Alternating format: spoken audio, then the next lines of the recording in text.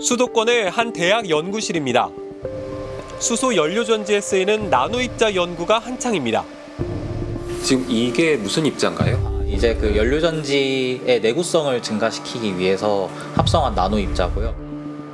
친환경 자동차나 건물의 에너지원으로 쓰이는 수소 연료의 경제성을 높이는 게 목표입니다.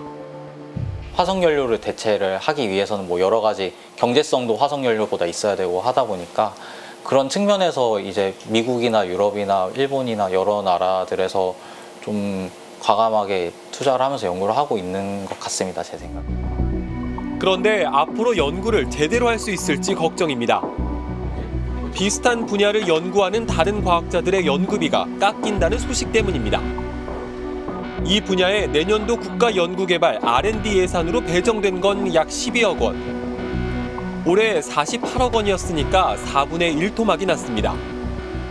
그러니까 제가 하고 있는 과제도 삭감이 될 수도 있겠다라는 그런 두려움도 있고, 실험할 때 필요한 재료들도 이제 사용하는 것들이 좀 상당히 고가의 재료들이 많다 보니까 백금이나 이런 것들이 상당히 비싸기 때문에, 그래서 그런 재료들을 어떻게 제가 수급을 할까, 그런 게 걱정이죠. 정부 지출 대비 R&D 예산 5% 유지. 윤석열 정부가 과학기술 강국으로 도약하겠다며 내건 국정과제였습니다. 과학기술의 혁신은 우리를 더 빠른 도약과 성장으로 이끌 것입니다. 그런데 1년 만에 말이 바뀌었습니다. 나노먹기식 R&D 체계를 개편하여 과학기술 혁신을 추진할 것입니다. 윤 대통령의 이 발언 직후 R&D 예산은 정부 지출 대비 5%에서 3%대로 쪼그라들었습니다. 왜 줄어든 걸까요? 지난 6월까지만 해도 원래 연구개발 예산은 증액을 검토하고 있었다고 합니다. 6월에 마련된 예산안이 2% 증액된 안이 맞죠? 초기에는. 그거는 이제 그 5월 달에, 네. 5월 한 중순부터 이제 하나의 안으로서 네. 검토된.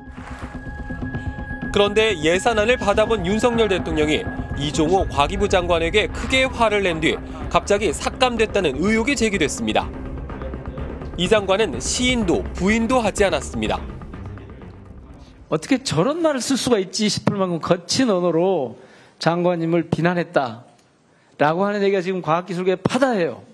있었습니까? 없었습니까? 재정전략회의에서 여러 가지 의견들을 제가 잘 경청을 했습니다. 거칠었던 건 사실이고요. 그건 뭐 의원님 그렇게 생각하셔도 저는 뭐 제가 뭐라고 할 수는 없는 부분이고요. 질의가 계속되자 과기부 장관은 윤 대통령이 욕설을 하진 않았다고 부인했습니다. 의원님 그 부분에 대해서도 그렇게 말씀하시면 안 되고요. 예, 그렇게 아니 그렇게 보이잖아요. 아까 이제 어떤 분이 뭐 대통령께서 욕설을 하셨다는데 전혀 그렇지 않습니다. 정부가 국회에 제출한 내년도 국가 R&D 예산은 25조 9천억 원. 올해보다 5조 2천억 원, 16% 이상 줄였습니다. 국가부도 위기였던 IMF 외환 위기 때도 하지 않던 삭감입니다. 경제 사정이 나빠도 1%라도 늘리던 예산입니다. IMF 때도 삭감이 안 된 걸로 알고 있어요. 있을 수 없는 일이 벌어진 거 아닌가 그런 생각이 들고, 현장에 있는 연구자들 연구를 하지 말라는 얘기인가? 일본의 반도체 디스플레이 핵심 소재 수출 제한에 맞서기 위해 마련했던 소재, 부품, 장비, 일명 소부장 개발 예산도 최대 90% 깎였습니다. 코로나 같은 신종 감염병에 대응하기 위한 백신 연구 개발 예산도 80% 삭감됐습니다. 보건당국은 과도한 예산 삭감으로 사업 진행이 불투명하다는 의견을 냈습니다. 과학계를 이끌어갈 연구자들은 어떻게 받아들일까요? 스트레이트는 대학과 정부 출연기관의 박사과정 연구자 4명을 만났습니다. 연구자의 길을 계속 갈 수 있을지 의문이라는 답이 돌아왔습니다. 내년부터는 아무래도 인건비를 주기 어려울 것 같으니 연구를 빨리 마무리하고 2월에 졸업을 해라. 그러면 그분들은 어떻게 해요? 그냥 말 그대로 5년을 날리는 거고. 학생팀에 연락이 온대요. 혹시 신입생 취소할 수 있느냐, 이번 학기에 온 애들. 예산 삭감이 되고 나니까 이 친구를 뽑으면 더 상황이 열악해질 것 같은데 하면서 학교 측에 전화하는 거죠. 물을 수 있냐. 이럴 거면 해외로 가거나 의사가 될 걸 후회도 된다고 했습니다. 전문직을 준비하는 게 어떠냐 그런 얘기까지 나왔었는데 그럼에도 불구하고 저는 과학기술 분야를 좋아했고 더 나아가서 과학기술에 내가 좀 더 도움이 되는 분야를 찾고 싶어서 과학기술정책이라는 연구를 선택을 한 건데 그때 그 말을 들을 걸 하는 생각도 듭니다. 외고를 가지 그런 생각이 좀 들더라고요. 중국을 예로 들면은 저희 공학하시는 분들이 중국을 가고 싶다는 생각은 잘 안 하시잖아요. 잘 안 하시는데 이렇게 계속 지원을 줄이게 되면은 중국이나 중동이나 이런 나라들을 좀 더 생각을 해볼 수도 있는 거죠. 한국의 GDP 대비 연구개발 예산은 이스라엘에 이어 세계 2위. 자원도 없는 한국 경제가 이만큼 성장한 건 첨단 기술을 향한 연구개발 덕분이었습니다. 하지만 규모만 놓고 보면 아직 다른 선진국들보다 한참 못 미칩니다. 국가 연구개발 예산 규모는 미국의 6분의 1, 중국의 5분의 1, 독일의 3분의 2 수준입니다. 인터넷, 스텔스 전투기, GPS, 무인 항공기 같은 혁신 기술들은 다 미국 정부의 연구개발비로 개발됐습니다. 미국 국방부 산하 방위고등 연구계획국 다르파가 지원했습니다.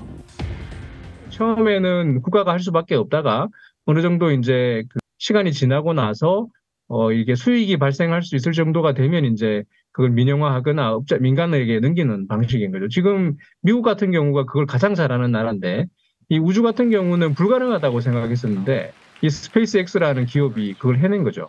근데 그게 만들어지기 전에는 60년대부터 2000한 10년대 정도까지 계속되는 그 국가의 투자가 있었던 거죠. 정부는 첨단 바이오와 인공지능, 반도체, 2차 전지 등 당장 돈이 되는 분야에 집중 투자해 비효율을 바로잡겠다고 밝혔습니다. 효율과 비효율을 나누는 기준은 뭘까요? 노벨 물리학상을 받은 조지 스무트 교수는 기초과학에 투자하면 100배 넘는 이득을 볼 수 있지만 문제는 시간이 필요하다면서 한국은 천연자원이 없는 국가인데 기술 투자로 경제 10위권 국가가 됐다고 했습니다. 또 다른 노벨 물리학상 수상자인 콘스탄틴 노보셀로프 교수는 예산 삭감이 전반적으로 한국 과학계에 타격을 줄 것 같다고 했습니다.